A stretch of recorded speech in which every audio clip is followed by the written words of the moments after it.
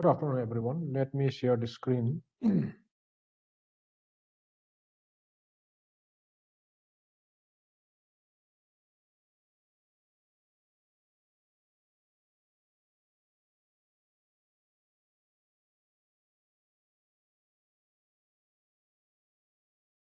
Yeah. Good afternoon, everyone. Thanks for giving me this opportunity, and I will be speaking about physical activity and exercise in obesity. I am Dr. Hanjabam Barun Sharma. I am a sports and exercise medicine specialist as well as medical and clinical physiologist, and I'm the president of the Indian Society of Sports and Exercise Medicine.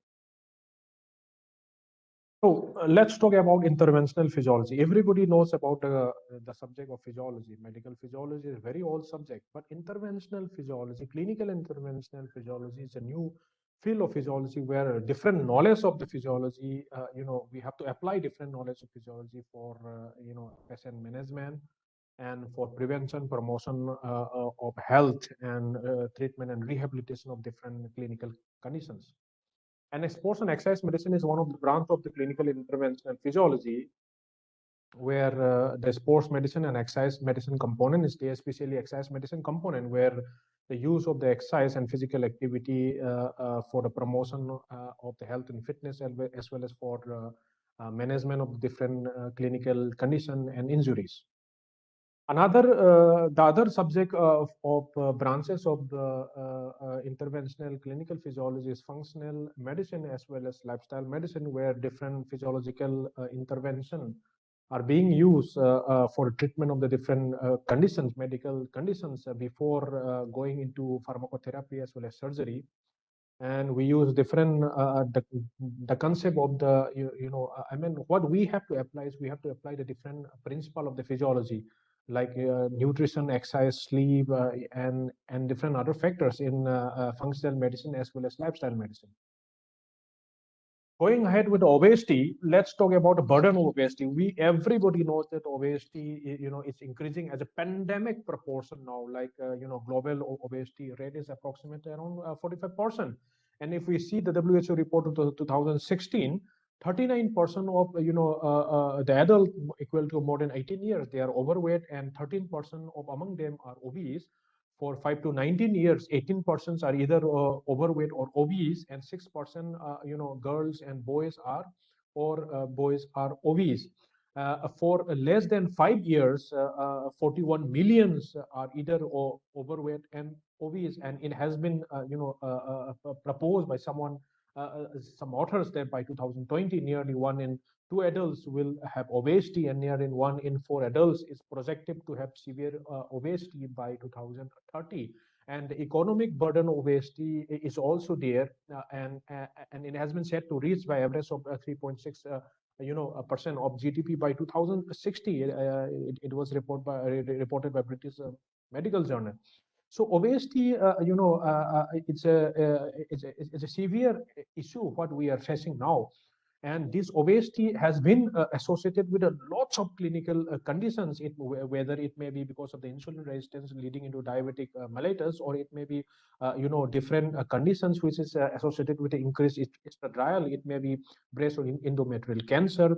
Different cholesterol issue leading to the cholesterol gallstone, or it may be increase the overall body mass leading to osteoarthritis, or it may be inflammation and dyslipidemia causing different cardiovascular diseases, or increased blood volume and high angiotensinogen, leading ultimately to high blood pressure.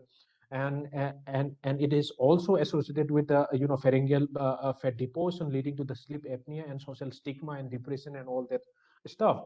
And this is the cardiovascular and metabolic effect of the obesity, where different conditions are there, like insulin resistant cardiac dysfunction maybe there. It may be left ventricular or diastolic or systolic dysfunction, or right ventricular failure may also be there. Dyslipidemia may be there, where increasing hypertriglyceridemia, triglyceridemia is there. Neurohormonal problem, it may be sympathetic sympathetic dysfunction, sympathetic activation, increased sympathetic activation, and the hemodynamically problem, it may be because of the increased blood volume or stroke volume, or decreased peripheral vascular resistance, or lot of other abnormality in metabolic dysregulation in the form of the accumulation of toxic lipid metabolites, leading to different what you call insulin resistance and other impaired myocardial metabolism. Maybe their cardiac function changes may also be there, like it may lead to the left ventricular hypertrophy or enlargement, atrial enlargement, maybe the ectopic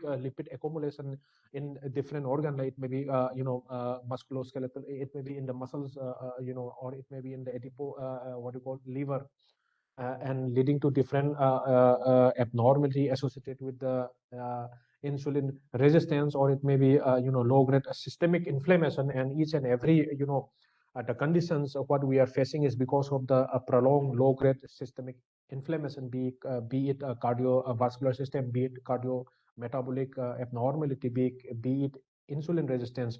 And there is also associated increase in different pro-inflammatory cytokines and also endothelial dysfunction.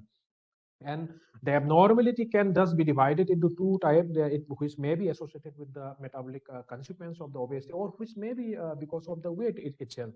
Like, for example, if it is associated with the metabolic consequences, and we can see that type 2 diabetes, gallbladder disease, hypertension, dyslipidemia, insulin resistant atherosclerosis, they are greatly increased with obesity. And the condition which is associated with the increased weight in obesity, maybe because maybe sleep apnea or breathlessness, asthma, depression, daytime sleepiness and fatigue and all that stuff may be there.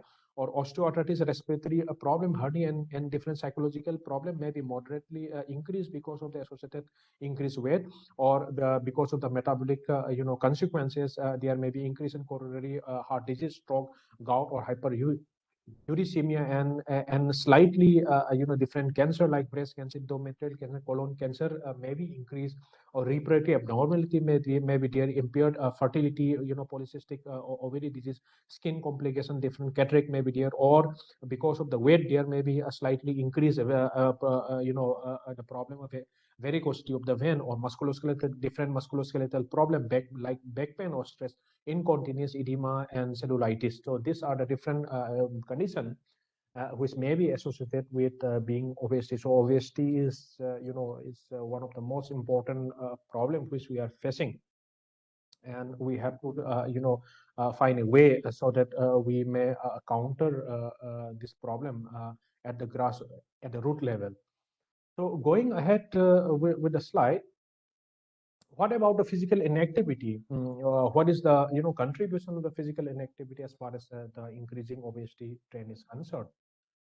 Here in one of the graph here, you can see that in Canadian population from 1994 to 2006, you can see that there is a significant decrease in physical activity, and this is associated with increased obesity, diabetes, and hypertension.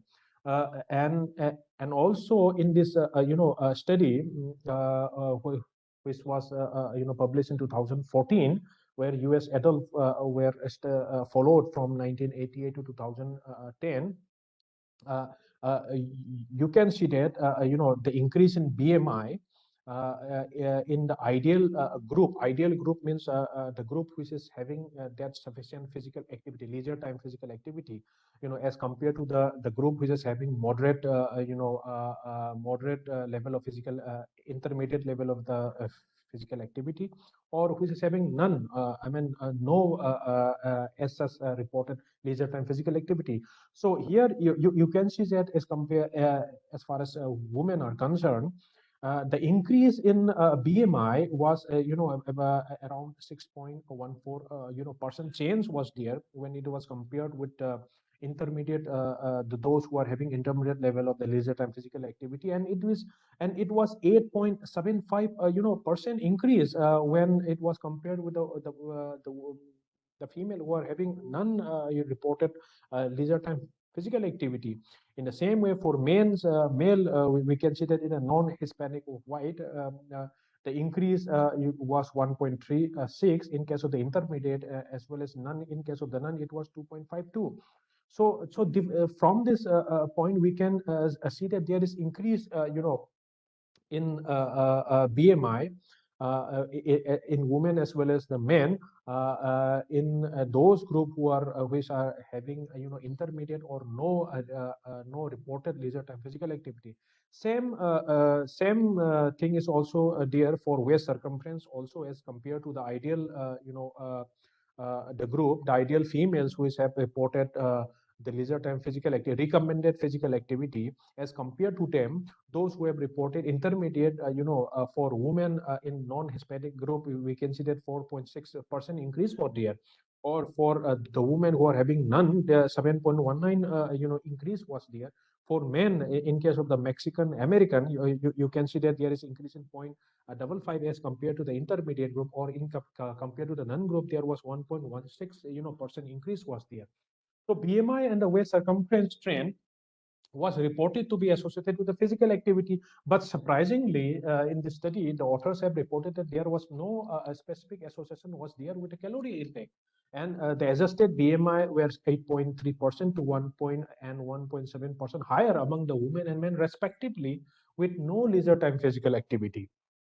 So this particularly shows that the physical inactivity indeed is correlated with the increase in obesity, but we don't know whether it is a correlation or causation. But the most important thing is obesity being a dimensional problem, multi-factorial problem.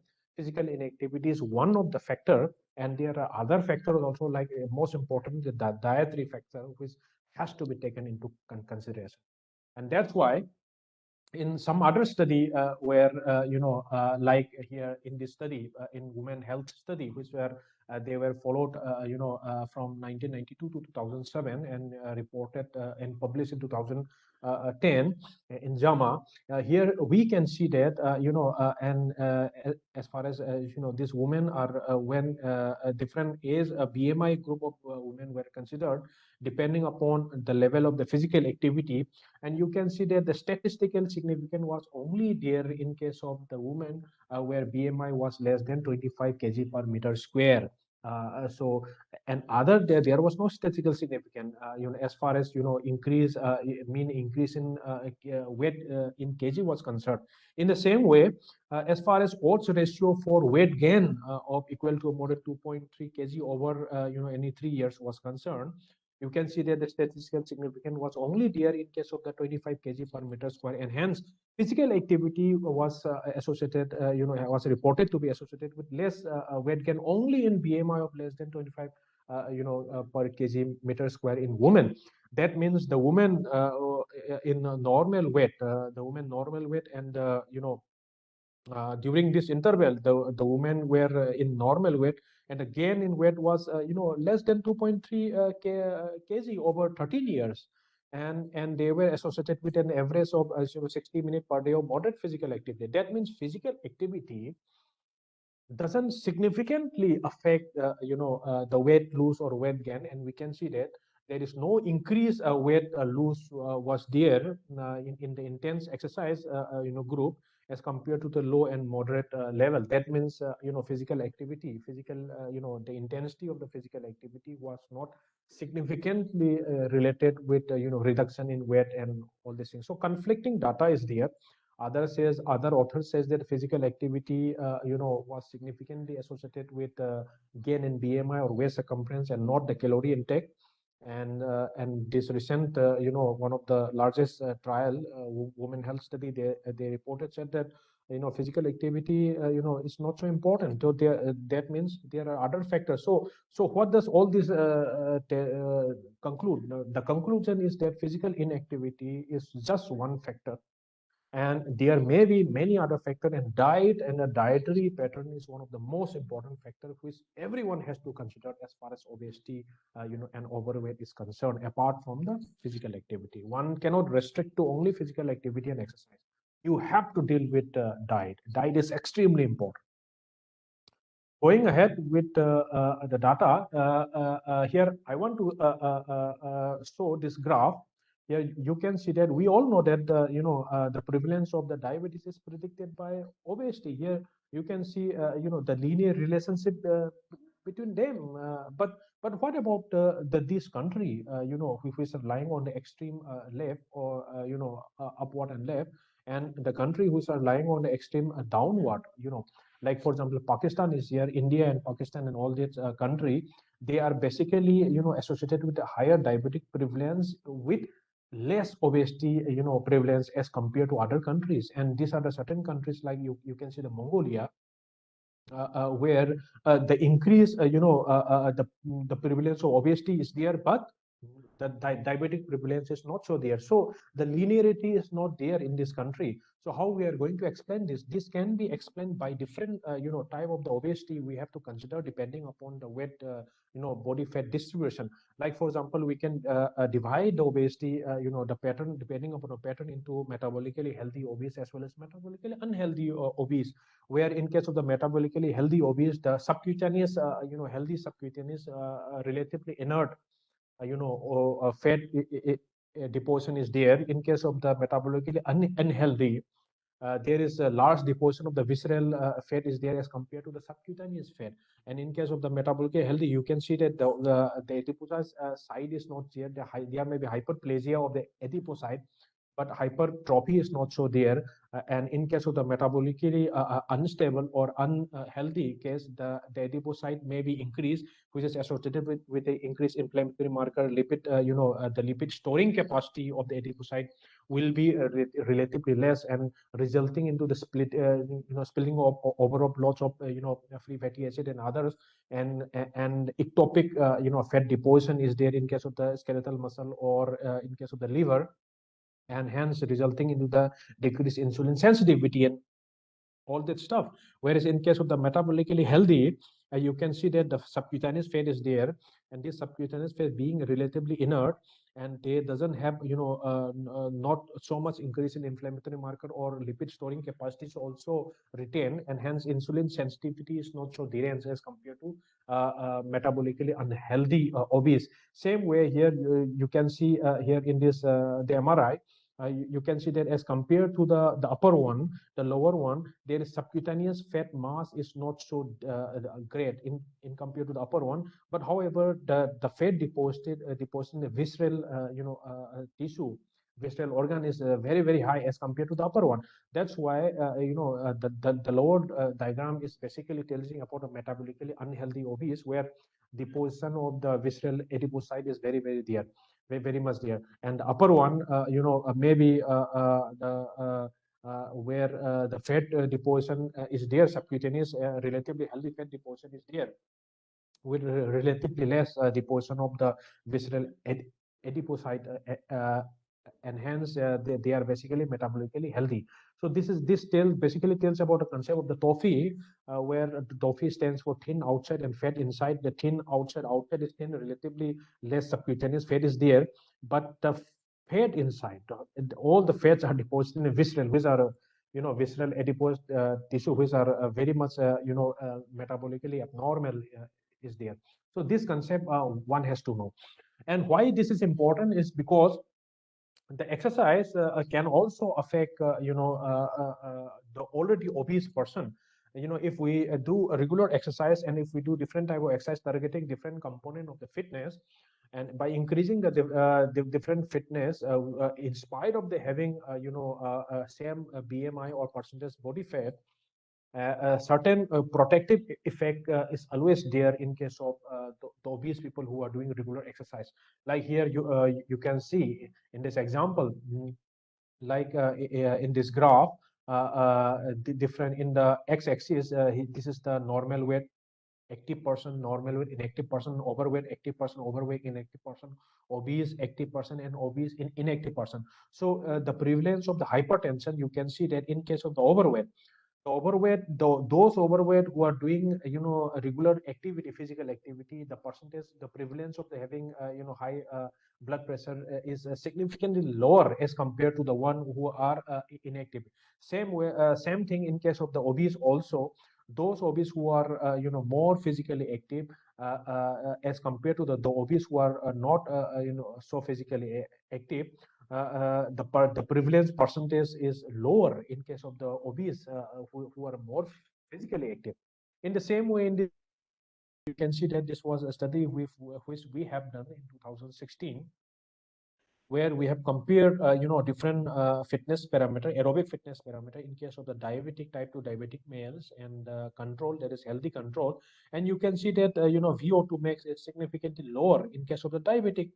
In the same way, the heart rate recovery, 1 minute and 2 minute of heart rate recovery, how much, after doing 6 minute walk test, how fast their heart rate recover in 1 minute or 2 minutes. That is ISRR1 and ISRR2. So that means the recovery was significantly lower in case of the diabetic. And but the diabetic also has significantly higher body fat, significantly higher waist circumference, significantly higher waist hip ratio, which basically tells about abdominal obesity. But the more important point is when we when we apply the NCOBA, where the covariate, we take the covariate of a percentage body fat, waist circumference, and waist hip ratio, where we want to statistically control the difference of obesity indices. We can see that the significance was still maintained, retained in case of the VO2 max. That means aerobic fitness was significantly lower in case of diabetic after controlling all the differences in obesity indices. That means VO2 max or aerobic fitness is, independently of obesity, they may have significant importance as far as type 2 diabetes is concerned. That's why, exercise is extremely important. In spite of having obesity, if you do, regular physical activity and regular exercise, then that the metabolic or cardiometabolic abnormality of the obesity, the complication of obesity, you can somewhat reduce to an important extent. So this is the importance of exercise. So going ahead with the exercise, because exercise, one has to know, the difference between exercise and physical activity. Physical activity is anything which increase, or any activity done by the skeletal muscle, where our energy expenditure is increased above the resting level. That's all. That is physical activity. And exercise is a structured physical activity. Physical activity has to be structured with a particular goal. That is physical fitness. So exercise is maintenance or improving physical fitness. That is exercise. And in order to understand the different component exercise prescription in case of the obesity is concerned, you have to understand the different component of physical fitness also.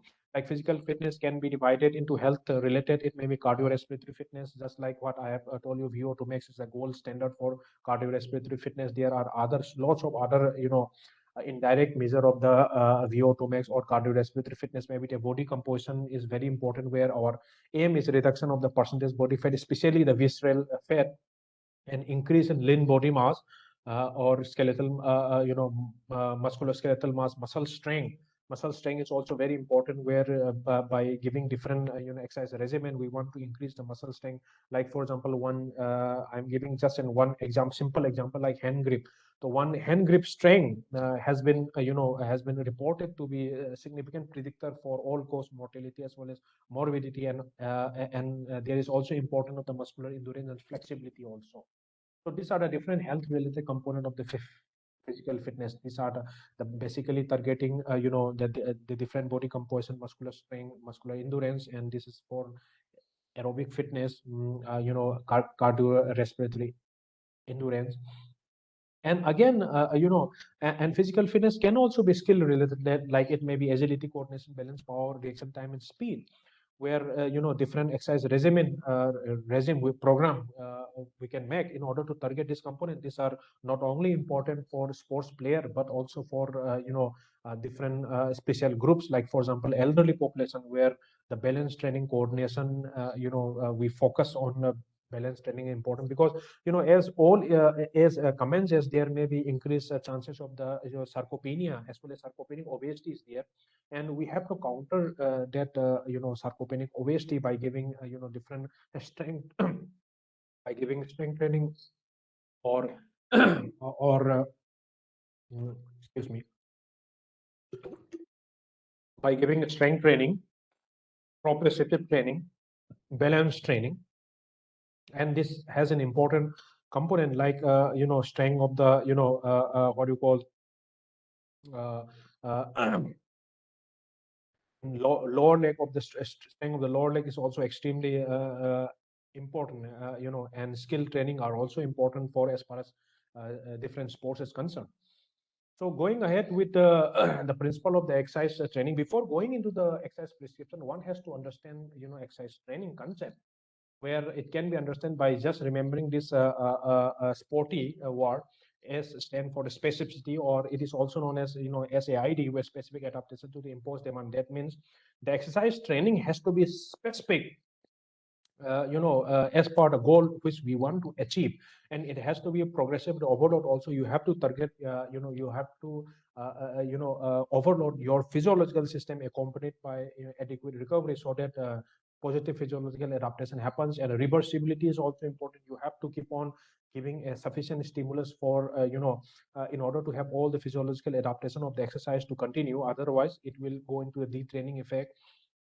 And parameters of the exercise has to be vary, depending upon, your requirement. It is also the principle of the periodization, where just like in this graph, you can see that depending upon the different phases of the training, their volume, intensity, and technique, training can, we can vary.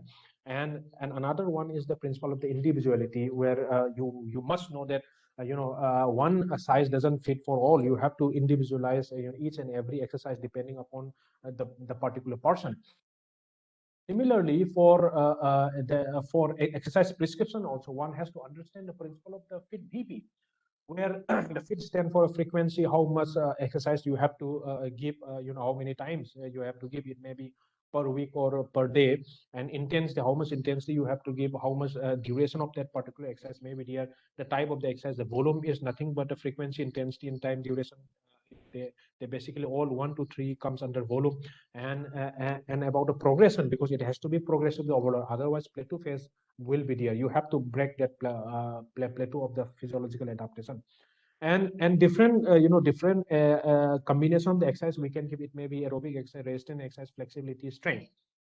So different component of the exercise, depending upon this FIT BP principle as well as exercise training principle, you have to design a particular exercise regime in order, by keeping, your goal, having this SMART goal. It may be specific. The goal must be specific, measurable, attainable, realistic, and time bound, so that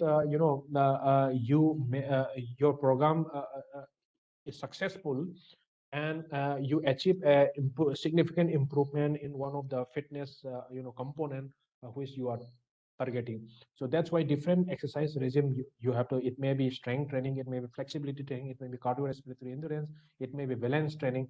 So you have to focus depending upon your requirement. Going ahead with basic exercise physiology, because I just want to focus this table. Why? Because you have to understand the intensity of the exercise also. Like for example, intensity of the exercise can be can be classified depending upon a percentage of the HR max. HR max is the heart rate maximum. Heart rate maximum you can easily calculate by using this formula: 208 minus 0.7 into S in EA. And depending upon the different percentage of your heart rate, by using easily available, commercially available wristwatch, which tells about heart rate monitor. It can be very light, moderate, vigorous, near maximum to maximum. That is 57, 64, 76, 96, 96. And also some of the technical stuff, they also use percentage of the VO2 max. And this percentage of the VO2 max can be easily converted into, training heart rate by using Carbonine method, which is valid for moderate to high intensity exercise. By using this simple formula, you can convert the percentage of VO2 max into percentage of the heart rate, and you can practically give the exercise. Or you can give the exercise depending upon a MET also, that is metabolic equivalent of tasks, where one MET is approximately equal to 3.5 ml per kg per minute of the oxygen consumed by your body at the resting level in sitting position. All these things which you have to understand. And for the resistance training also same thing. Depending upon a one RM, that is 1 RM is the amount of the maximum amount of weight which you can lift only once time, by maintaining all the form.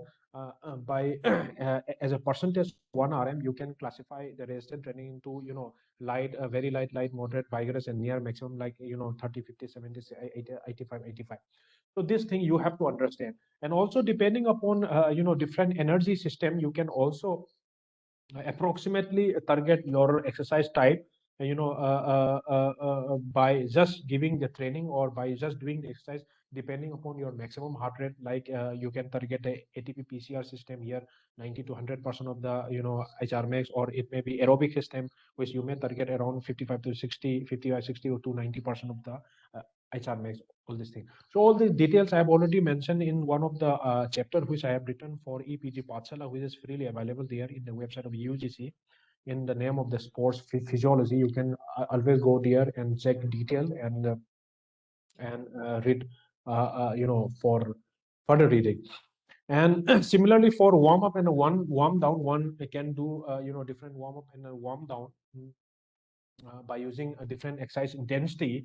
And like for example, for warm up, there is 40 to 60% of VO2 max. It can be done by using, by converting this VO2 max into HR max percentage to HR max by using this carbonate method or some other method, or warm down you can do. So this is the basic exercise physiology principle one has to understand before going into exercise prescription. Now going into the exercise training and fat loss, we all know that the fat is used as a fuel in case of the mild to moderate aerobic exercise. And if you see this graph, if you see this graph, this is in the y-axis there is a fat oxidation rate gram per minute, and in the x-axis this is the intensity of the exercise in the form of the percentage VO2 max.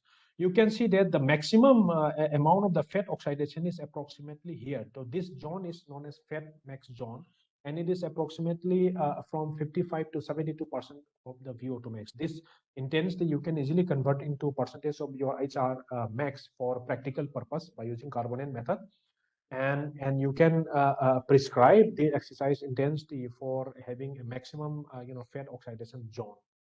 But one has to understand that you have to understand that the amount of the percentage of there is energy expenditure in the percentage that is contributed by activities only approximately 15% to 30%.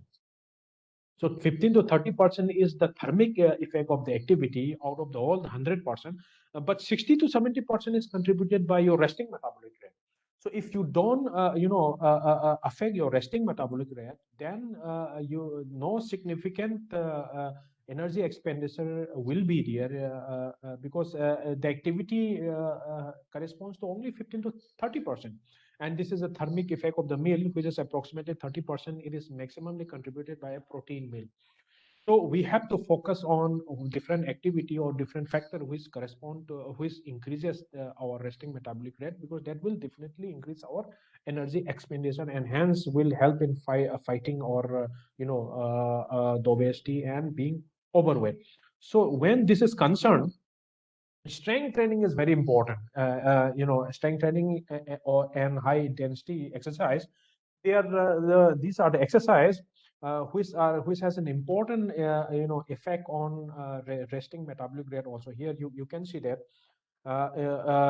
this y-axis is the total energy expenditure, and this is a free fat mass, and there is a linear relationship between fat free mass and energy expenditure. And fat free mass, we all know that strength training is a gold standard for increasing lean body mass. So in this one of the meta-analysis which was done, and strength training was found to significantly increase in percentage body fat reduction in body fat up to 1.46% fat mass by point absolute fat mass loss by 0.55 kg, or visceral fat by loss of 0.49 kg. Sorry, it should be 0.49, not 0.0. So this thing you have to understand, because strength training is absolutely important. And because strength training, the important point which you have to understand as far as strength training as well as high intensity exercise is concerned, that after immediately after exercise, the component which is known as EPOC, or excess post exercise oxygen consumption may be relatively higher in case of the high intensity exercise, or it may be because of the in case of the strength training. And this is the concept of the after burn effect, where in spite of the you're doing relatively less during duration of the exercise, and relatively less oxygen consumption or fat burning during the exercise, but after the exercise you are significantly consuming more oxygen and significantly burning more fat, resulting into the overall reduction in percentage reduction in percentage body fat. This one has to important, and this is an important concept of the after burn effect of strength training or high intensity exercise. This one has to keep in mind in while one is designing different exercise training regimen.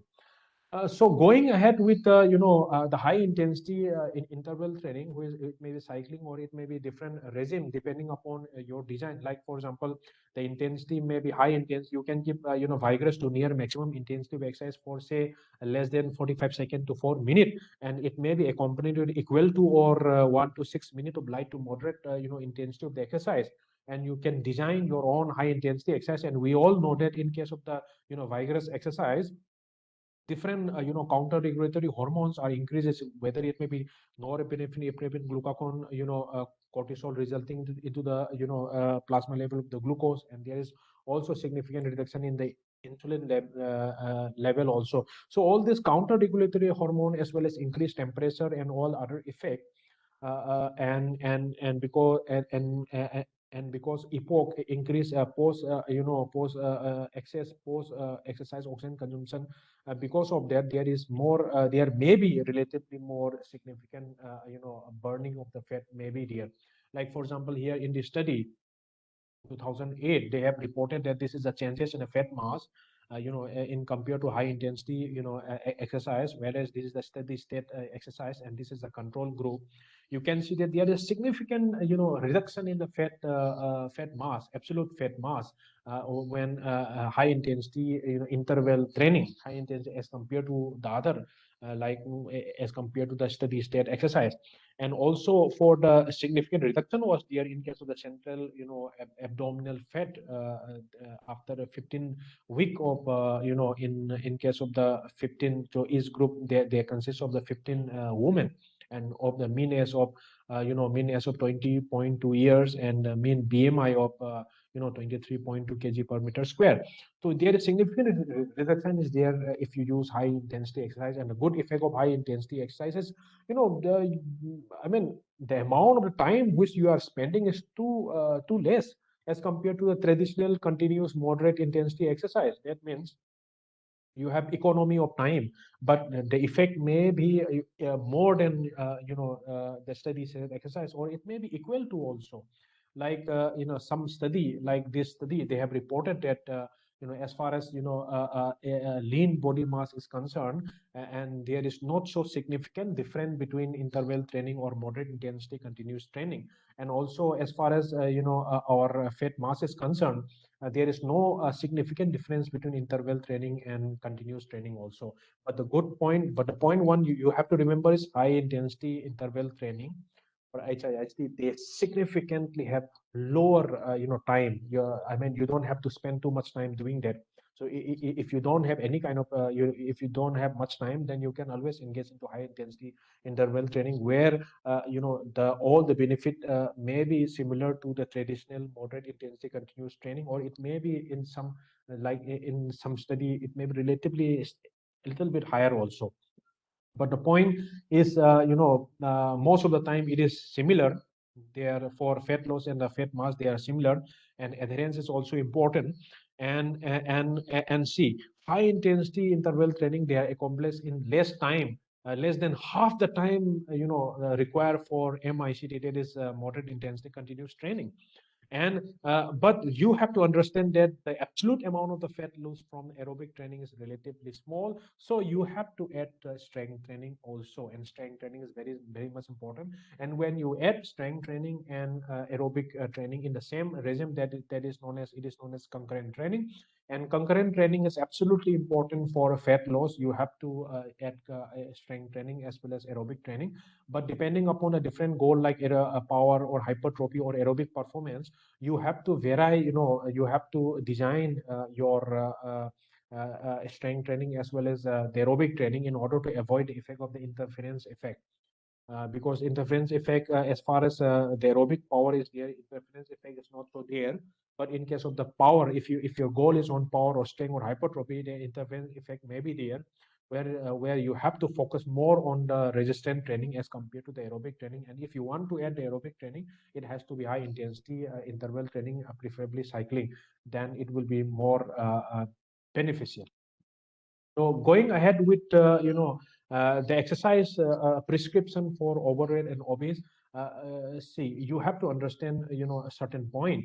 Like you have to target a reasonable a medically approved weight loss, like point 0.5 to 1 kg per week. You can target, and it may be associated with it may be you have to give a calorie, a deficit between intake and output, intake and the output of the energy expenditure, and energy intake of difference of around 500 to 1000 kilocalorie per day may be there if you believe on caloric in, caloric out. But unfortunately, we all know that caloric in, caloric out model is outdated, and because our system is a multi-compartmental physiological adapting system, not the unicompartmental physical system, and you have to take into consideration of different dietary and hormonal factor also. Carbohydrate, hormonal, like insulin model is out there, and there are so many different model of obesity, like protein leverage model, where you have to your body decide upon energy dense and high, rich in protein intake in order to prevent, in order to affect your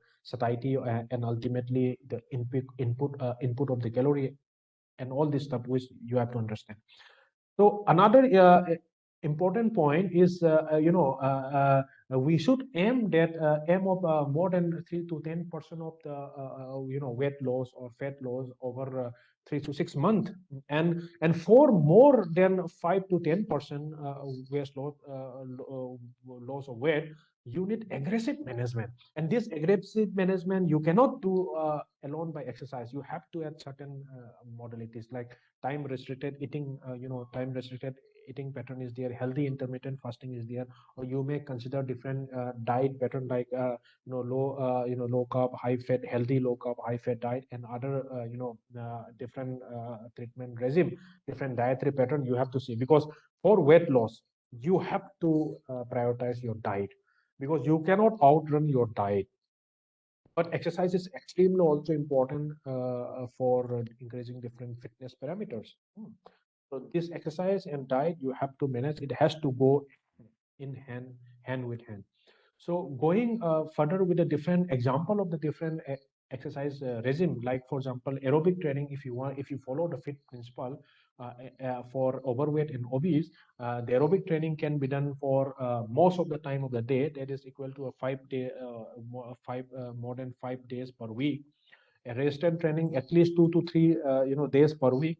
The intensity of the aerobic training can be 40 to 59%, or it may be equal to more than 60% of VO2R or HRR. That is VO2 max, VO2 max reserve, or heart rate reserve is there. And the resistance training, you can give resistance training of around say 60 to 70% of 1 RM, and you can increase gradually. And for the time duration, it may be 30 minute per day, or 150 minute per week, and you can increase up to equal to more than 60 per minute per day, or 200 to 300 minutes per week. In the same way, for resistance training, you can target different exercise, at least 6 exercise, targeting different major muscle of the group. That is 6 major muscle of the group equal to more than 6 major muscle of the group. And the repetition can be 8 to 12 repetition, and you can do set of 2 to 4 sets. And this resistance training you can do, a free weight resistance training, or by using different machine. And for aerobic training, you can focus on walking, cycling, swimming, all these things. You have to keep on adding for overweight and obese also.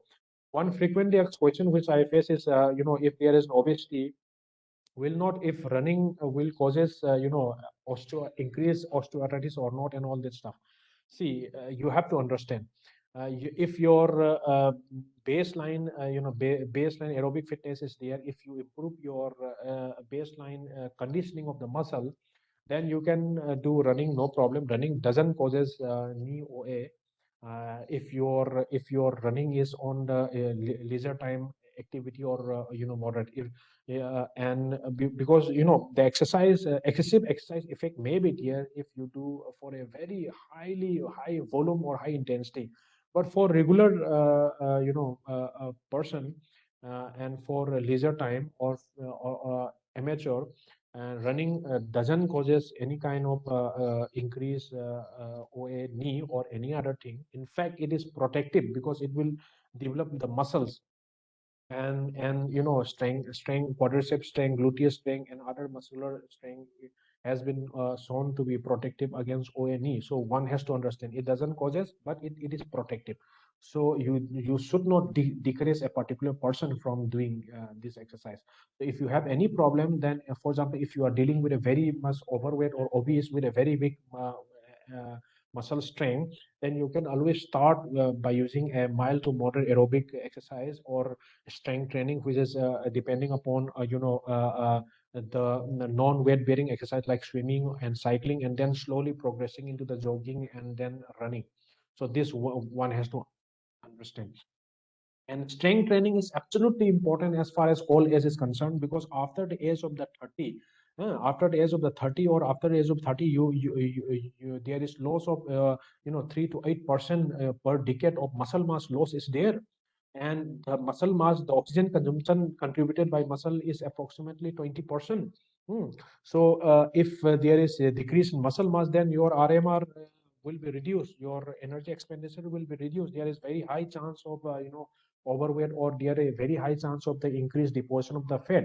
And see, you can see from this graph, from this diagram, you can see that this is a thigh muscle of 40-year-old triathlete, and this is the 74-year-old sedentary person where adipose tissue and deposition is so high, and the lean body mass is very very less. And this is 70-year-old triathlete where you can see that the almost as compared to the 40-year triathlete, they are basically the lean skeletal muscle mass is preserved by doing by engaging in different exercise form. That's why strength training exercise is absolutely important, and you have to consider into balance training also, especially for elderlies. It may be yoga, it may be tai chi, or it may be different easily available balance training from, because the risk of falling is very very high in case of the elderly, obese, sarcopenic, obese. So all these things you have to understand. Another point is flexibility training. You have to add flexibility training also. They are also important. Like for example, in case of the obese and overweight, the flexibility training you can add up to or more than equal to more than 2 to 3 days per week. And the tightness or slight discomfort, your stretching has to be done up to the tightness or slightly discomfort, but never to the point of the pain. You have to understand. And static stretching can be hold for say 10 to 30 seconds, and you can do 2 to 4 reps. And different type of the stretching regime you can do. It may be dynamic, it may be static, it may be PNF stretching, proprioceptive neuromuscular facilitation type of the stretching you can do. And apart from the regular exercise, because exercise is structured physical activity, unstructured physical activity you have to increase. Like for example, spontaneous physical activity, non-exercise physical activity, leisure time physical activity, all this physical activity you have to increase. You have to and you have to get what you call exercise and activity break. If you are doing too much of sedentary activity, maybe every 2 to 20 to 30 minutes you have to do this thing, so that the purpose is to decrease the sedentary activity and to increase the physical activity. Because you must understand that they have independent effect of each other. That means if you are still if you are physical active, still you have lots of sedentary time, then the negative effect will still be there. That is the active couch potato phenomena. That is known as active couch potato phenomena. So they have the sedentary physiology and physical activity physiology or exercise physiology. They are different, they are independent. And in order to achieve all the activity, all the benefits, you have to increase the physical activity and you have to decrease the sedentary activity, because they are independent of each other. This is what you have to understand. So going again to the last slide. So exercise and physical activity and positive lifestyle in the form of the different eating regimen is absolutely important, because they will ultimately lead to the positive adaptation of the physiological system, and which will ultimately lead to the performance, fitness, and health. And as far as weight reduction is concerned, exercise may not be one of the most important intervention, but exercise is absolutely important for increasing different fitness component, and different fitness component are important as far as cardiometabolic health is concerned. So one take home point is, although exercise, you cannot outrun a bad diet, but still, if you are if you are doing exercise, even if you have if you are overweight or obese, then you can slightly counter, up to certain extent, the bad effect of being obese. So this also one has to understand. Exercise and diet is the, diet, nutrition, exercise, sleep, all the functional and the lifestyle, medical, physiological intervention you have to understand, and exercise form the part of this intervention. And this is our society, and we are in a process of finalizing the launching of the exercise medicine movement in India, along with different other society at present in India.